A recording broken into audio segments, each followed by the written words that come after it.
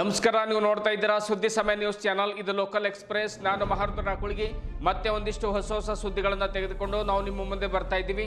ಈ ದಿನದ ಪ್ರಮುಖ ಹೆಡ್ಲೈನ್ಸ್ಗಳನ್ನು ನೋಡ್ಕೊಂಡು ಬರೋಣ. ಖಾಸಗಿ ಕಾಲೇಜುಗಳು ದುಬಾರಿ ಶುಲ್ಕ ಪಡೆಯುತ್ತಿರುವುದನ್ನು ವಿರೋಧಿಸಿ ನಗರದಲ್ಲಿ ಧರಣಿ ಸತ್ಯಾಗ್ರಹ. ಕರ್ನಾಟಕ ರಕ್ಷಣಾ ವೇದಿಕೆ ವತಿಯಿಂದ ಧರಣಿ ಕುಳಿತ ಯುವಕರು ಫೀಸ್ ಕಟ್ಟಲು ವಿಳಂಬ ಮಾಡಿದರೆ ಮಕ್ಕಳನ್ನ ಒಂದು ಕೋಣೆಯಲ್ಲಿ ಕೂಡಿ ಹಾಕ್ತಾ ಇದ್ದಾರೆ. ಸೋಮನಾಥ್ ಮುಧೋಳ್ಕರ್ ಆರೋಪ.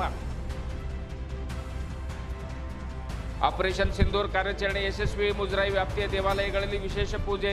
ಚಾಂಗ್ಲೇರ, ಹೊನ್ನಿಕೇರಿ ಮತ್ತು ನರಸಿಂಹಝರಣಿ ದೇವಸ್ಥಾನಗಳಲ್ಲಿ ಪೂಜೆ ಸಲ್ಲಿಸಿದ ಅರ್ಚಕರು. ದೇಶದ ಸೈನಿಕರು ಸುರಕ್ಷಿತವಾಗಿರಲೆಂದು ವಿಶೇಷ ಪೂಜೆ ಮತ್ತು ಪ್ರಾರ್ಥನೆ.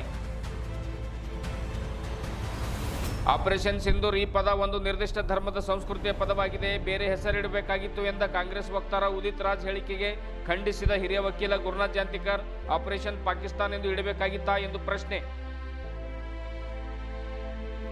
ಜಿಲ್ಲಾ ವಕೀಲರ ಸಂಘದ ನೂತನ ಅಧ್ಯಕ್ಷರಾಗಿ ಸನ್ಮುಖಯ್ಯ ಸ್ವಾಮಿ ಆಯ್ಕೆ. ಉಪಾಧ್ಯಕ್ಷರಾಗಿ ಶಿವಕುಮಾರ್ ಮಾಲಿ ಪಾಟೀಲ್, ಪ್ರಧಾನ ಕಾರ್ಯದರ್ಶಿಯಾಗಿ ಧನರಾಜ್ ಬಿರಾದಾರ್ ಜೊನಿಕೇರಿ ಅಧಿಕಾರ ಸ್ವೀಕಾರ. ಸನ್ಮಾನಿಸಿ ಗೌರವಿಸಿದ ಜಿಲ್ಲಾ ವಕೀಲರ ಸಂಘದ ಪದಾಧಿಕಾರಿಗಳು. ಇಂದಿನ ಒಂದಿಷ್ಟು ವಾರ್ತೆಗಳ ವಿವರಗಳನ್ನು ನೋಡ್ಕೊಂಡು ಬರೋಣ. ಫೀಸ್ ಕಟ್ಟಲು ವಿಳಂಬ ಮಾಡಿದರೆ ಮಕ್ಕಳನ್ನು ಕಾಲೇಜಿನ ಒಂದು ಕೋಣೆಯಲ್ಲಿ ಕೂಡಿ ಹಾಕಿ ಅವರಿಗೆ ಟಾರ್ಚರ್ ಮಾಡಲಾಗ್ತಾ ಇದೆ. ಜಿಲ್ಲೆಯಲ್ಲಿ ಖಾಸಗಿ ಶಿಕ್ಷಣ ಸಂಸ್ಥೆಗಳು ಶಿಕ್ಷಣವನ್ನು ವ್ಯಾಪಾರ ಮಾಡಿಕೊಂಡಿವೆ ಎಂದು ಕರ್ನಾಟಕ ರಕ್ಷಣಾ ವೇದಿಕೆ ಜಿಲ್ಲಾಧ್ಯಕ್ಷ ಸೋಮನಾಥ್ ಮುಧೋಳ್ಕರ್ ಆರೋಪ ಮಾಡಿದರು. ಬೀದರ್ ನಗರದ ಜಿಲ್ಲಾ ಉಸ್ತುವಾರಿ ಸಚಿವರ ಕಚೇರಿ ಮುಂದೆ ಕರ್ನಾಟಕ ರಕ್ಷಣಾ ವೇದಿಕೆ ವತಿಯಿಂದ ಆಯೋಜಿಸಿದ ಒಂದು ದಿನದ ಧರಣಿ ಸತ್ಯಾಗ್ರಹ ಸಂದರ್ಭದಲ್ಲಿ ಮಾಧ್ಯಮದ ಮಿತ್ರರೊಂದಿಗೆ ಅವರು ಮಾತನಾಡುತ್ತಾರೆ. ಭಾಲ್ಕಿಯ ಕರ್ಡ್ಯಾಳ ಗುರುಕುಲ, ಡೈಮಂಡ್ ಕಾಲೇಜು ಸೇರಿದಂತೆ ಹಲವು ಕಾಲೇಜುಗಳಲ್ಲಿ ಒಂದು ವರ್ಷಕ್ಕೆ ಒಬ್ಬ ವಿದ್ಯಾರ್ಥಿ ಹತ್ರ 2 ಲಕ್ಷಕ್ಕೂ ಹೆಚ್ಚು ಶುಲ್ಕವನ್ನು ತೆಗೆದುಕೊಳ್ತಾ ಇದ್ದಾರೆ. ಬಡವರ ರಕ್ತವನ್ನು ಹೀರ್ತಾ ಇದ್ದಾರೆ. ದುಬಾರಿ ಶುಲ್ಕ ಪಡೆಯುತ್ತಾ ಶಿಕ್ಷಣವನ್ನು ವ್ಯಾಪಾರ ಮಾಡಿಕೊಂಡಿದ್ದಾರೆ. ಶಿಕ್ಷಣ ಇಲಾಖೆಯನ್ನ ಲಜ್ಜೆಗೆಟ್ಟ ಇಲಾಖೆ ಎಂದು ಧಿಕ್ಕಾರ ಕೂಗುತ್ತಾ ಹೋರಾಟಗಾರರು ತಮ್ಮ ಆಕ್ರೋಶವನ್ನು ಹೊರಹಾಕಿದರು. ಶಿಕ್ಷಣವನ್ನು ಸ್ವಾರ್ಥಕ್ಕಾಗಿ ಬಳಸಿಕೊಳ್ಳಲಾಗ್ತಾ ಇದೆ. ಇದರಿಂದ ಬಡ ಮಕ್ಕಳಿಗೆ ನಿರಂತರವಾಗಿ ಅನ್ಯಾಯ ಆಗ್ತಾ ಇದೆ. ನೀಟ್ ಆಗಿರಬಹುದು, JEE ಆಗಿರಬಹುದು, ಕೆಸೆಟ್ ಹೆಸರಿನಲ್ಲಿ ಮಕ್ಕಳ ಹತ್ತಿರ ಲಕ್ಷ ಸುಲಿಗೆ ಮಾಡ್ತಾ ಇದ್ದಾರೆ. ಕೆಲವರು ನಕಲಿ ಕೋಚಿಂಗ್ ಸೆಂಟರ್ನ ನಡೆಸ್ತಾ ಇದ್ದಾರೆ. DDPOಗೆ ಮಾಹಿತಿ ಇದ್ರೂ ಕೂಡ ಸುಮ್ಮನೆ ಕುಳಿತುಕೊಂಡಿದ್ದಾರೆ. ಅನಧಿಕೃತವಾಗಿ ಕೋಚಿಂಗ್ ನಡೆಸುವವರ ವಿರುದ್ಧ ಕ್ರಿಮಿನಲ್ ಕೇಸನ್ನು ದಾಖಲೆ ಮಾಡಬೇಕು. DDPO ಅವರು ಸರ್ಕಾರದ ನಿಯಮದ ಪ್ರಕಾರ ಶುಲ್ಕ ಪಡೆಯುವಂತೆ ಒಂದು ಕ್ರಮ ಕೈಗೊಳ್ಳಬೇಕು. ಶುಲ್ಕ ಕಡಿಮೆ ಮಾಡದೇ ಇದ್ದರೆ, ಶಿಕ್ಷಣ ಇಲಾಖೆ ಕ್ರಮ ಕೈಗೊಳ್ಳದೇ ಇದ್ದರೆ ಶಿಕ್ಷಣ ಸಂಸ್ಥೆಗಳ ಮೇಲೆ ನಾವೇ ನೇರವಾಗಿ ದಾಳಿ ಮಾಡ್ತೇವೆ ಎಂದು ಖಾಸಗಿ ಶಿಕ್ಷಣ ಸಂಸ್ಥೆಗಳ ವಿರುದ್ಧ ಕರವೇ ಜಿಲ್ಲಾಧ್ಯಕ್ಷ ಸೋಮನಾಥ್ ಮುಧೋಳ್ಕರ್ ಹರಿಹಾಯ್ದರು. ನಗರದಲ್ಲಿ ತಲೆ ಎತ್ತಿದ ಫಿಸಿಕ್ಸ್ ವಲ್ಲಾ ಇರಬಹುದು, ಬನ್ಸಲ್ ಕ್ಲಾಸಸ್ ಇರಬಹುದು, ಆಕಾಶ್ ಕೋಚಿಂಗ್ ಸೆಂಟರ್ ಇರಬಹುದು, ಇವೆಲ್ಲ ಸೇರಿದಂತೆ ಅನಧಿಕೃತವಾಗಿ ನಡೆಸ್ತಾ ಇರುವಂತಹ ಹಲವು ಕೋಚಿಂಗ್ ಸೆಂಟರ್ಗಳನ್ನು ಕೂಡಲೇ ಬಂದ್ ಮಾಡಿಸಬೇಕೆಂದು ಇಲಾಖೆಯ ಉಪನಿರ್ದೇಶಕ ಚಂದ್ರಕಾಂತ್ ಶಾಬಾದ್ಕರ್ ಅವರಿಗೆ ಮನವಿ ಕೂಡ ಸಲ್ಲಿಸಿದ್ದಾರೆ. ಕೂಡಲೇ ಬಂದ್ ಮಾಡಲಾಗುವುದು ಎಂದು ಸ್ಥಳಕ್ಕೆ ಮನವಿ ಸ್ವೀಕರಿಸಲು ಆಗಮಿಸಿದ ಉಪನಿರ್ದೇಶಕರು ಭರವಸೆ ನೀಡಿದ್ದಾರೆ ಎಂದು ಪಾಟೀಲ್ ತಿಳಿಸಿದ್ದಾರೆ.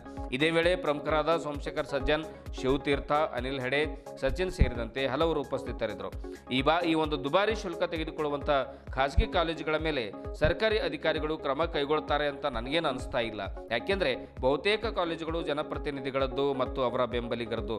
ಆಮೇಲೆ ಒಬ್ಬರ ಮೇಲೆ ಕ್ರಮ ಕೈಗೊಂಡಂಗಿಲ್ಲ, ಎಲ್ಲರ ಮೇಲೂ ಕೂಡ ಕ್ರಮ ಕೈಗೊಳ್ಳಬೇಕಾಗುತ್ತೆ. ಹಾಗಾಗಿ ಇದೊಂದು ಕಠಿಣವಾದ ಕಾರ್ಯ ಅಂತಲೇ ಹೇಳಲಾಗ್ತಾ ಇದೆ. ಆದರೂ ಕೂಡ ನೋಡೋಣ, ಕರವೇ ಸಂಘಟನೆ ಮೊದಲ ಹೆಜ್ಜೆ ಇಟ್ಟಿದೆ. ಎಲ್ಲದಕ್ಕೂ ಕೂಡ ಕಾದು ನೋಡೋಣ. ಕರ್ನಾಟಕ ರಕ್ಷಣಾ ವೇದಿಕೆಗೆ ಬೇಕೇ ಬೇಕು, ಬೇಕೇ ಬೇಕು. ದುಬಾರಿ ಶುಲ್ಕ ಪಡೆಯುತ್ತಿರುವ ಶಿಕ್ಷಣ ಸಂಸ್ಥೆಗಳಿಗೆ, ದುಬಾರಿ ಶುಲ್ಕ ಪಡೆಯುತ್ತಿರುವ ಶಿಕ್ಷಣ ಸಂಸ್ಥೆಗಳಿಗೆ, ಪಾಲಕರ ರಕ್ತ ಹಿಂಡುತ್ತಿರುವ ಶಿಕ್ಷಣ ಸಂಸ್ಥೆಗಳಿಗೆ, ಪಾಲಕರ ರಕ್ತ ಹಿಂಡುತ್ತಿರುವ ಶಿಕ್ಷಣ ಸಂಸ್ಥೆಗಳಿಗೆ ಬೇಕೇ ಬೇಕು, ಬೇಕೇ ಬೇಕು. ಶಿಕ್ಷಣವನ್ನು ವ್ಯಾಪಾರ ಮಾಡಿಕೊಂಡಿರುವ ಶಿಕ್ಷಣ ಸಂಸ್ಥೆಗಳಿಗೆ ಬೇಕೇ ಬೇಕು, ಬೇಕೇ ಬೇಕು. ಸರ್ಕಾರಂತೆ ಸರ್ಕಾರ, ಸರ್ಕಾರಂತೆ ಸರ್ಕಾರ.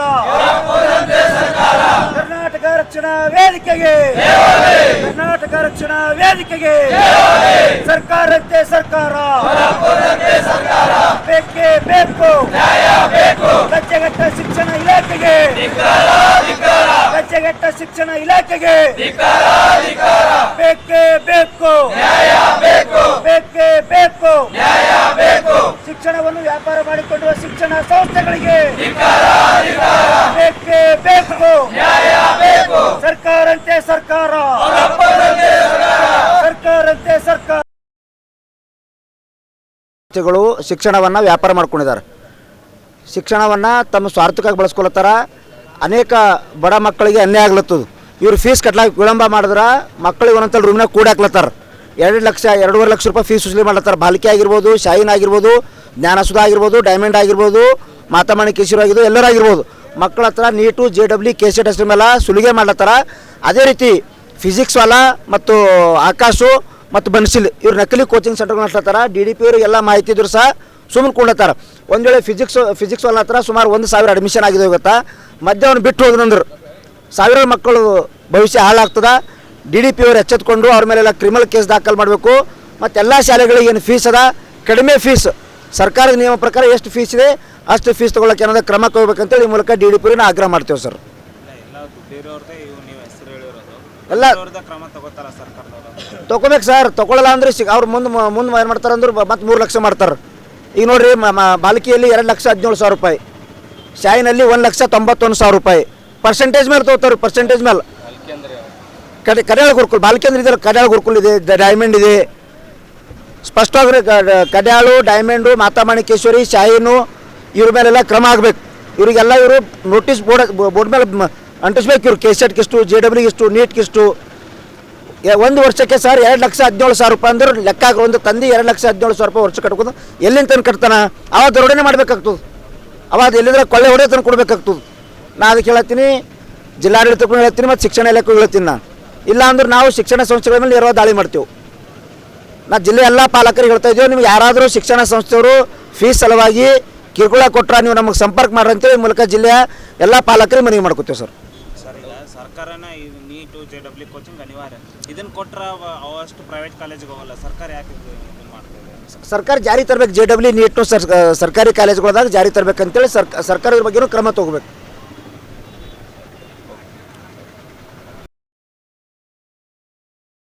ಆಪರೇಷನ್ ಸಿಂಧೂರ್ ಕಾರ್ಯಾಚರಣೆ ಯಶಸ್ವಿಯಾಗಿದೆ. ಹೀಗಾಗಿ ಬೀದರ್ ನಗರದ ಹಲವು ಮುಜರಾಯಿ ವ್ಯಾಪ್ತಿಯ ದೇವಾಲಯಗಳಲ್ಲಿ ವಿಶೇಷ ಪೂಜೆಯನ್ನು ಸಲ್ಲಿಸಲಾಯಿತು. ಭಾರತೀಯ ಸೇನೆಯು ಆಪರೇಷನ್ ಸಿಂಧೂರ್ ಕಾರ್ಯಾಚರಣೆ ಯಶಸ್ವಿಯಾಗಿ ಕೈಗೊಂಡಿರುವಂತಹ ಹಿನ್ನೆಲೆಯಲ್ಲಿ ಧಾರ್ಮಿಕ ದತ್ತಿ ಇಲಾಖೆಯ ಆದೇಶದಂತೆ ಧಾರ್ಮಿಕ ದತ್ತಿ ಇಲಾಖೆಯ ವ್ಯಾಪ್ತಿಗೆ ಒಳಪಡುವಂತಹ ದೇವಾಲಯಗಳಲ್ಲಿ ವಿಶೇಷ ಪೂಜೆಯನ್ನು ಅರ್ಚಕರು ಸಲ್ಲಿಸುತ್ತಾರೆ. ರಾಜ್ಯ ಮುಜರಾಯಿ ಇಲಾಖೆಯ ವ್ಯಾಪ್ತಿಗೆ ಬರುವಂತಹ ಬೀದರ್ ಜಿಲ್ಲೆಯ ಹೊನ್ನಿಕೇರಿಯ ಶ್ರೀ ಸಿದ್ದೇಶ್ವರ ದೇವಾಲಯ, ಐತಿಹಾಸಿಕ ಝರಣಿಯ ಶ್ರೀ ನರಸಿಂಹಸ್ವಾಮಿ ದೇವಾಲಯ, ದಕ್ಷಿಣ ಕಾಶಿ ಎನಿಸಿಕೊಂಡಿರುವಂತಹ ಶ್ರೀ ಮೈಲಾರ್ ಮಲ್ಲಣ್ಣ ದೇವಸ್ಥಾನ ಹಾಗೂ ಚಾಂಗಲೇರಿಯ ಶ್ರೀ ವೀರಭದ್ರೇಶ್ವರ ದೇವಾಲಯದಲ್ಲಿ ಭಾರತೀಯ ಸೇನೆಯ ಹೆಸರಿನಲ್ಲಿ ಹಾಗೂ ಭಾರತೀಯ ಯೋಧರಿಗೆ ಒಳಿತಾಗಲಿ ಎಂದು ಶುಭವನ್ನು ಹಾರೈಸಿ ಭಾರತೀಯ ಸೇನೆಗೆ ಮತ್ತಷ್ಟು ಶಕ್ತಿಯನ್ನು ಆ ಭಗವಂತ ಅನುಗ್ರಹಿಸಿ ಕರುಣಿಸಲಿ ಎಂದು ಪ್ರಾರ್ಥಿಸಿ ವಿಶೇಷ ಸಂಕಲ್ಪದೊಂದಿಗೆ ಪೂಜೆಯನ್ನು ಸಲ್ಲಿಸಿದರು.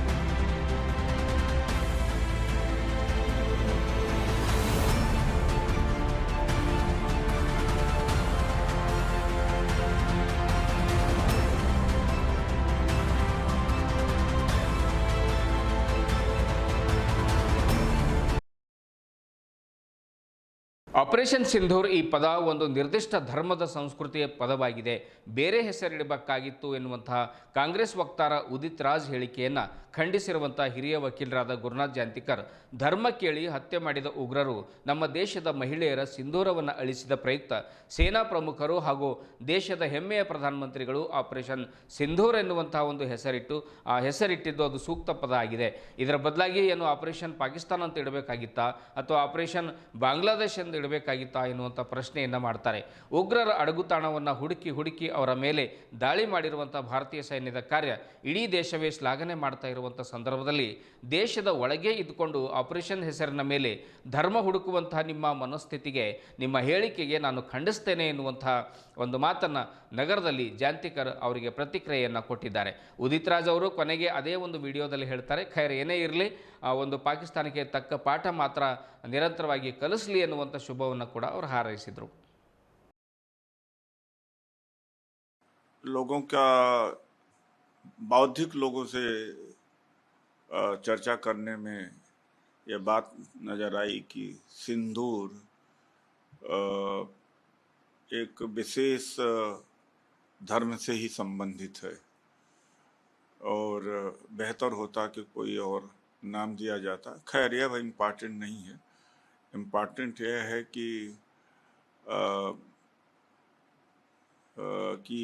ಪಾಕಿಸ್ತಾನ को सबक सिखाया गया.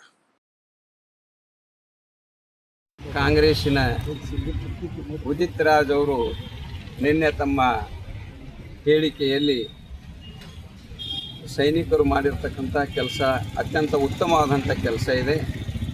ಆದರೆ ಆಪರೇಷನ್ ಸಿಂಧೂರ್ ಅಂತಕ್ಕಂಥ ಹೆಸರೇನಿದೆ, ಆ ಹೆಸರಿನಿಂದ ಕಮ್ಯುನಲ್ ಆಗುತ್ತೆ ಅಂತಕ್ಕಂಥ ತಮ್ಮ ಅಭಿಪ್ರಾಯವನ್ನು ವ್ಯಕ್ತಪಡಿಸಿದ್ದಾರೆ.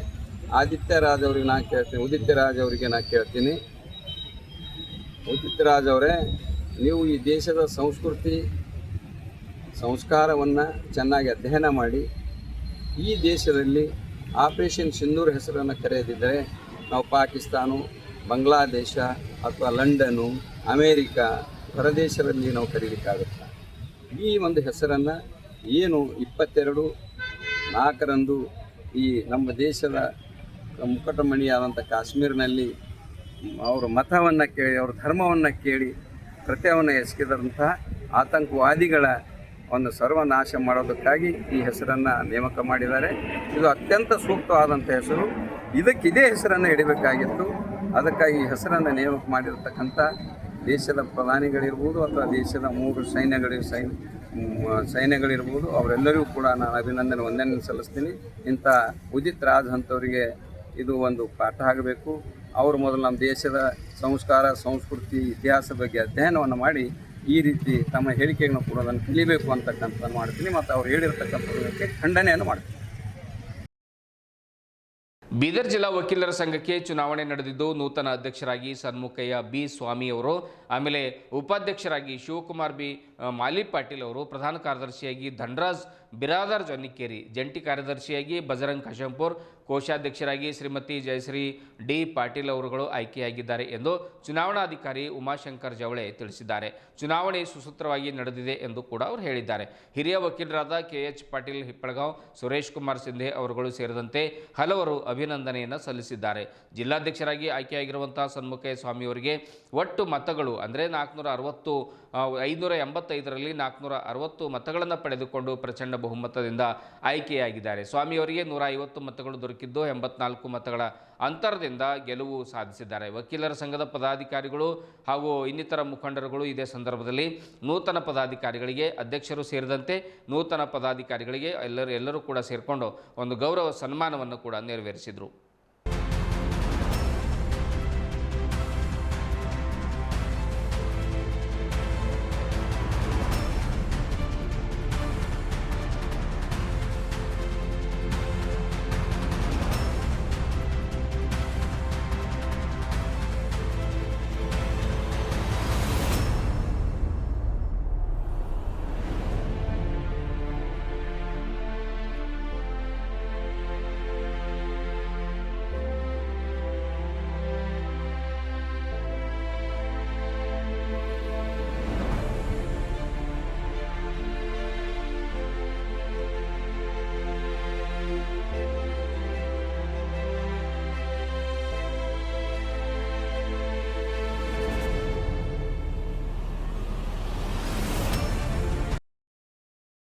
ಇದುವರೆಗೂ ಸುದ್ದಿ ಕೊಟ್ಟಿರುವ ನಾನು ಮಹಾರುದ್ರ ಕುಳಗಿ. ಮತ್ತೆ ಮುಂದಿನ ವಾರ್ತೆಗಳೊಂದಿಗೆ ಭೇಟಿಯಾಗೋಣ. ವಂದನೆಗಳು.